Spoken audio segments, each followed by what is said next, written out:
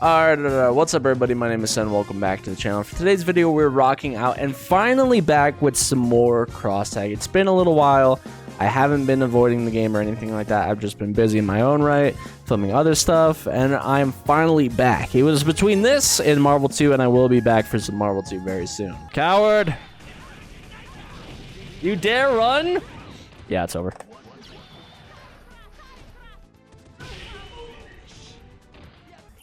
Why the one and done? That makes no sense to me. So last time we actually left off, we were kind of going through the midst of the character crisis.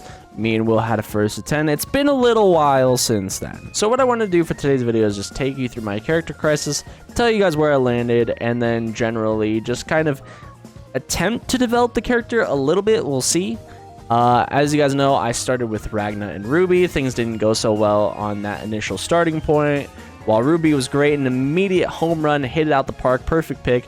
Ragna in motion, as I said in a previous video, just didn't feel so good to play. Like, there's nothing wrong with the character, I just didn't like the way he felt. So we attempted to graduate from Ragna and moving our way onto my Central Fiction main.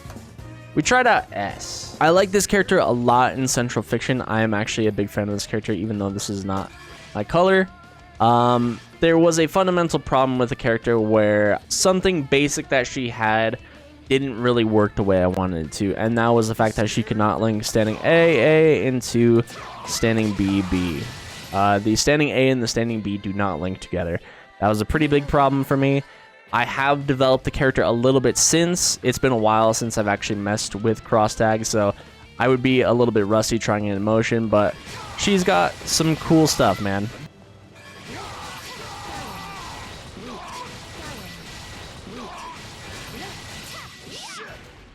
She kind of does stuff like that. She kind of has these like sigil loops. I think it's pretty cool. Just actually getting to there and converting off that is a little rough. You can't just convert off of really anything. Like, it either has to be jump in C or converting off of EX Fireball. Those are your main ways to actually get into any kind of decent damage. Edgewise, yeah, she has sauce. It's just tough to get there. After we moved on from S, we graduated to Heart Iona. Now, the biggest thing for me with this character is they didn't really vibe with me from a stylistic standpoint. I can't say I particularly fuck with the style and themes of like, oh, like love will prevail or anything like that. But as far as generally, the character's fine. They did the things that I wanted. They had the tools that I wanted. Like decent like combos that are pretty easy to jump cancel, like regular anti-air, which her anti-air is a little weird, as I said prior. You could charge it, so remembering not to charge it was really important. And you know, for all intents and purposes, this character was my main on the team with Ruby for a little while, but the goal was to continue to experiment with the rest of the cast. And let me just say, man, experiment I did. I got the PC version with all the DLC characters and all that. And, dude, I just went around the cast. And also, I went over to Will's before I actually picked up the PC version. We experimented with characters over at his house. Had a good time, played some matches. It was great. It was really fun. And ultimately, like, each character would be lacking in one thing where it's just like, I don't like the way this character plays or the aesthetic. Like, it was always something until I found my way over to Persona. Not particularly with you or anything like that, but I found my way to Naoto. So what we're actually going to do for today's video is we are going to mess around with Naoto, talk about the character, explain what they do, and see if I can find any decently cool stuff. And maybe if I'm feeling frisky, watch a match or maybe try to play some online. We'll see how the direction of this video goes. First things first, they are a Persona character, so they, yes, in fact, have a persona that you can use, which is a little bit weird for me to get used to, especially because at a point the persona will kind of like detach from them a little bit and like go far away from where they actually are. So if I want to get any kind of meaningful follow-up, it's a little bit weird. But backtracking a little bit, let's talk about the things that I was looking for. I was looking for basic combo routing, which is pretty huge. What I mean by basic combo routing is just something kind of similar to Dragon Ball, so I have some level of comfort. Ruby does that for me as well. She kind of had this like basic combo routing that I was into, and she kind of has some of her own cool stuff. I'm not running the team in the order of Naoto or Ruby. Ruby is actually going to be out front, but obviously we're exploring Naoto. So yeah, basic combo routing. Next up was a basic anti-air that I could get like some kind of okay damage off of. And Naoto, yeah, actually has that with the 2B. It will not launch, so I can't do anything off of that. Like, it's not that good. But it's good enough where if I do anti-air them, I can jump cancel the 2B into a full combo. A little bonus was I actually wanted a good assist. Art didn't really have any amazing assists. Her best assist was Lariat, and I mean, it's a Lariat. It's okay. Like, it's fine. But Naoto, with their forward assist, it's a little slow, but they have this multi-gunshot assist, which, if I can lock my opponent down well enough, I can actually start kind of getting a little bit mixy, have this assist lock them down, or just use this as like a good entry point to kind of jump in from. It's pretty useful. Not amazing, it's solid, it's fine, but it's better than what I was using before. As far as normals, Naoto doesn't have anything like super amazing to like really consider. There obviously that Persona normals, the more you actually hit your opponent with the standing in B, especially mid-screen, you'll get like some pushback where there's like a certain disjointedness where you get pushed pretty far out. And I'm not sure if there's any cool or meaningful way to convert from that. Maybe we'll find out in a second. So we can move on to special moves. First things first, quarter circle forward and A is a stance, and much like the rest of the quarter circle forwards, it is what happens after your follow-up that is kind of any kind of interest. So quarter circle forward and A, tap A is just a regular multi-gunshot, tap B is a upwards gunshot, kind of predicting some kind of anti-air, and then C is a bouncing like bank shot. I'm not sure what to do off of this. Like, it seems kind of cool. I don't know. Maybe some ideas there. Hard to say. Maybe just cutting off the screen in a significant way. Moving on to quarter circle forward and B. You kind of do this like weird bandit revolver into gunshot stance. And you do get the follow-up, and it does combo, and that's well and good. Quarter forward and B. Yeah, upwards gunshot, of course. And then quarter forward B and C is a downwards gunshot. Not sure if you can get any kind of follow-up off that. Maybe, maybe not.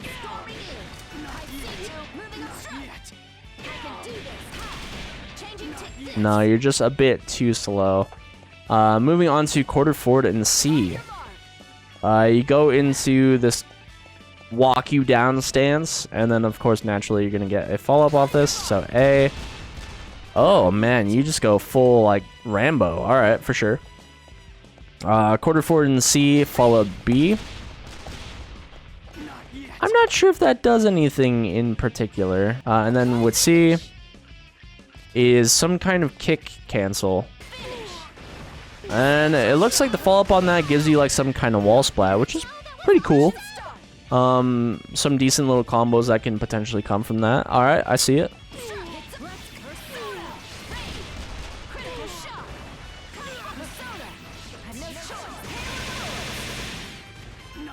7K, cool little combo. I'm sure we could even figure out some potential better extensions off that, but just for what it is, like, I mean, it's pretty cool as is.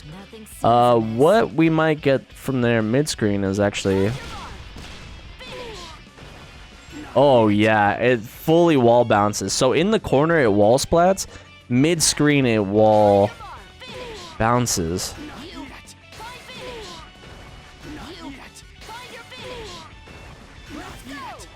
Okay, so it seems like we do have to get some kind of gunshot to actually get any kind of follow-up off that. So, interesting. Really interesting, actually. I'll have to figure out how to make best use of that, but I mean, generally, like, kind of cool that we get some halfway decent mid-screen conversions if we do choose to spend the meter. Obviously, you have to spend the whole bar for it, but, I mean, it seems pretty worth. Only thing is you can't cancel a special move in a super, from my understanding, unless you're like in whatever like the overdrive mode is. I forget what it's called. But yeah, that is our quarter circle forward move. Pretty cool, pretty cool. Quarter circle back is where things get a little bit interesting for me. First off, quarter circle back in A is a kind of middle of the ground set play drop point thing, where if your opponent actually walks into this, they get bounced up a little bit. And you can actually combo off this, which is pretty rad. But setting this up is actually what's really interesting for me. Like, figuring out the best way to set these things up is going to be what's interesting. It seems like the most effective way generally for me is to get a hit in the corner. But I don't know if there's a good way to mid-screen knock your opponent down and kind of set something up so we can get some mid-screen pressure. And this is kind of generally why we're here. So yeah, the A is the mid. The B, however, is on the floor. A little bit harder to see. It is a little bit vibrant because it is green. Not sure if this is better in any way. To me, A seems like the best one to use, but obviously setting both is huge. So I feel like generally we set the A one most times, but what I am curious about is blocking. So if we do B, it's a mid, so it's not like this is low. We can't set up any like weird unblockable shenanigans particularly, but just the ability to set down 2 traps is pretty huge. So we could get some kind of knockdown, set down the B trap, set down the A trap up high, figure out something along those lines. That's kind of generally the idea. And then finally, C trap sets both, which is really, really nice. So it seems like the best thing that we could do is get sweep, set both, but he's too far. That's what's really killing me. So what it generally feels like that we want to do is maybe from that gunshot, get that wall bounce, go place a marker, and then convert that way. So let's see if we can maybe try to figure that out.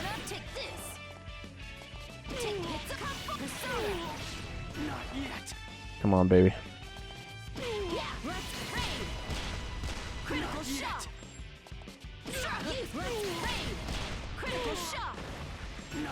No, I wasn't able to place one.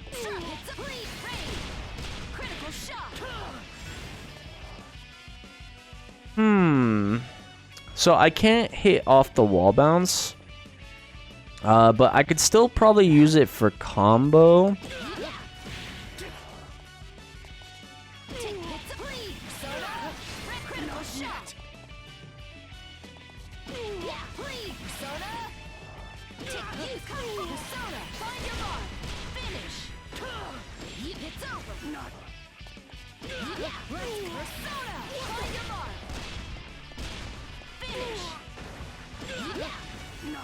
That feels like what I want to do. That feels like what I want to have happen. Unless I do like sweep quarterback A, which might work, maybe.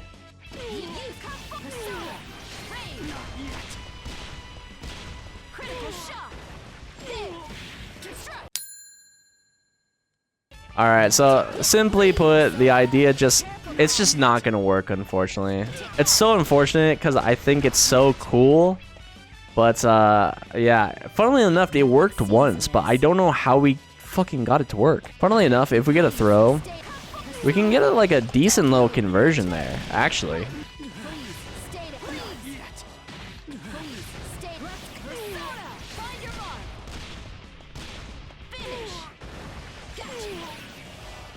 Like, that's crazy to me, bro. Like, that's actually insane.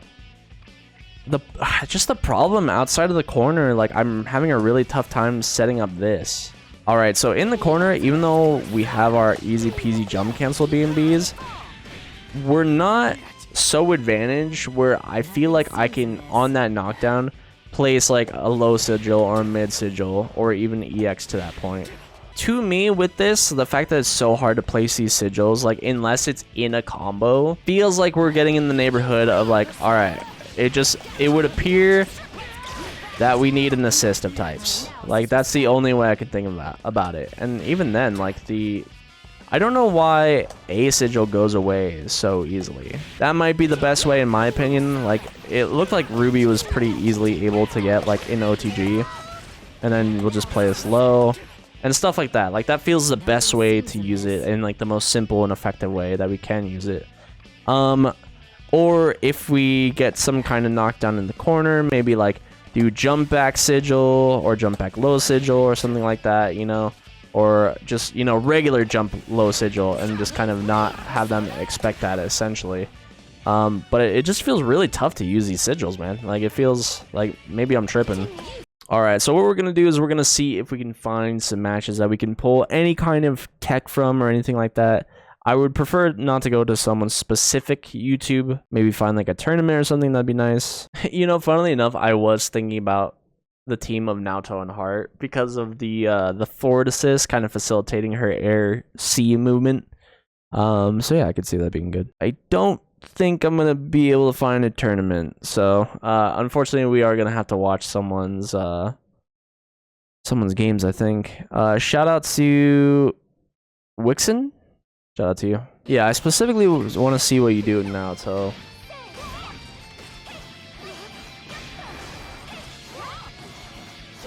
This Ruby is actually fucking cooking. That's brutal.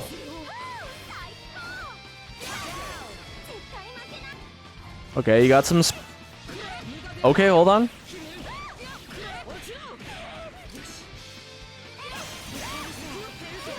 Okay, trying to bait a reversal maybe. Gunshot, walk up the lows.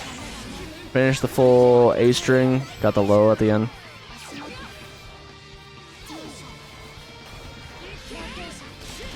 Okay, nice. Gunshot throw. Alright, what do you do off throw? Oh, combo set sigil. Sure. Do you knock down into sigil though? No. Jump back, air dash forward for the overhead. They're not doing anything super out there. Could have extended, just chose not to. Oh, the tag. Active tagging. Alright, yeah, this is what I've been... flash kick, sure. Happens. Show me what you... Okay, nice. Active guard cancel, or whatever it is. Burst. Tag burst. Seems like Heart... Huh. What was that?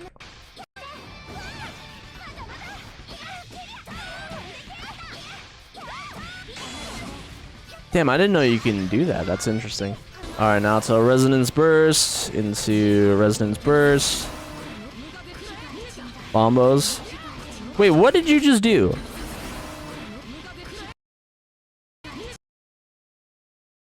So you did full A auto combo in the sweep into A sigil? Does that work? Does that still work? Because the sigils is where I'm having the toughest problem right now. Oh. Yeah. I feel that. See, I'm expecting them to be like what's it called? I'm expecting them to be used for set play, but like all this player's done and all I've figured out how to do is just figure out how to combo with them, not use them the best to like set up on somebody's wake up. I haven't seen anything wildly outside of what I've figured out already. I'll next session I'll try to think a little bit harder about the sigils and where and how to place them and see if I can figure anything out. It seems like if I want to set play someone, I either have to jump above them and place like a high sigil or place a low sigil, because you kind of get like a bounce recovery that doesn't catch on the invulnerability. If I place a sigil at the end of a combo or knockdown, like the recovery will sometimes hit the sigil, break the sigil. I'm like, all right, that was pointless then.